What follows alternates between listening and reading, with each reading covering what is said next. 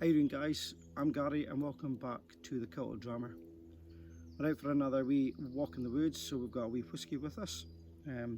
Today I've gone back to one of my favourite distilleries and I've dragged along a wee bottle of Glen Moray. Particular Glen Moray I brought along today as part of the Glen Classic range as the port cask. If you know the Glen Classic range, there's sort of 6 different finishes within that range, quite easily picked up. They range about 25, 26 pound. Sometimes you'll find them as low as 18 pound. Depends on your supplier.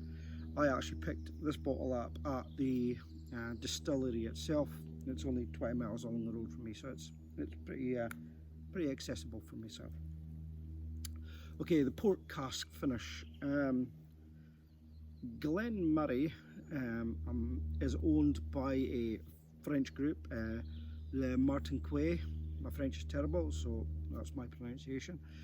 And what they do is they've done a bit of in-house cask management, let's say. So, as I said, it's a port cask finish, and what they're using is tawny port casks from Porto Cruz brand of port, which again is owned by the same company, Le Martinquet. So, as I said, in-house cask management. They're not having to buy in their casks per se. They're moving it from one company that they own to another company that they own.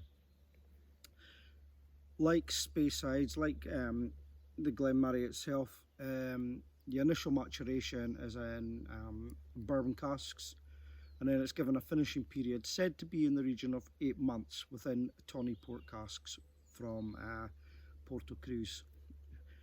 What that's done on the nose is given it, you've still got that vanilla creaminess, maybe slightly butterscotch sort of thing you get from the bourbon casks in Speyside. But what it's done is thrown in an almost a bit more of a dark fruit hint to it. There is raisins, sort of blackberries, and a bit of a sweetness on the nose from that port casks. On to the taste. For me, again, you're still coming through with the sort of typical Speysides that you're going to get with your bourbon cask maturation. So you've got your vanilla, your butterscotch, your sort of hard candy, Werther's Originals taste is there, but it's given it an over sort of an encapsulation of port. There is a spiciness, maybe a bit of cinnamon. There is blackberries. There's a raisin element there. So there's a nice dark fruit sort of case around the your typical Speyside vanillas. It's given it for me a nice sweetness, let's say. I've said before, and if you've watched my videos, you know I enjoy Glen Moray.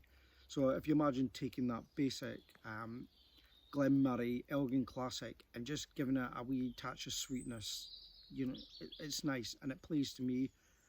And at 26 sort of pounds, I can't not try this stuff.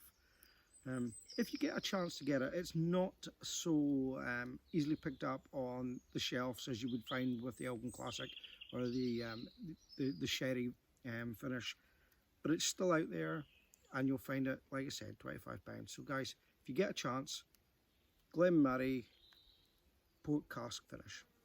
Cheers, Slange.